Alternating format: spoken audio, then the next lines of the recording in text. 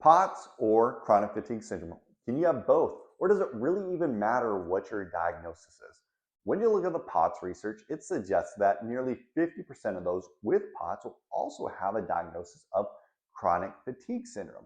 But what's the overlapping thing when we look at these? Well, it is a syndrome. By definition, a syndrome is a grouping of symptoms without a true underlying cause, right?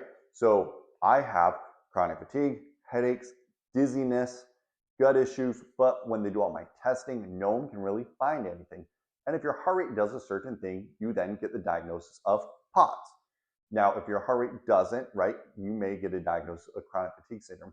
But the diagnosis itself at this point in time doesn't actually help you get better. What you have to do is figure out is what's actually happening in this. When we look at both of these, there's a big degree of nervous system involvement. So what's happening in your nervous system? You struggle with memory, concentration, word finding, and other things like that. But what's happening there? So eye movement testing through video oculography and balance testing is critical.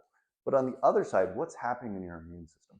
What I found in over 10 years of doing this, when you address both immune and brain, that's where people get the best results. Until next time, I'm Dr. Z, and I'm known as the Brain Guy.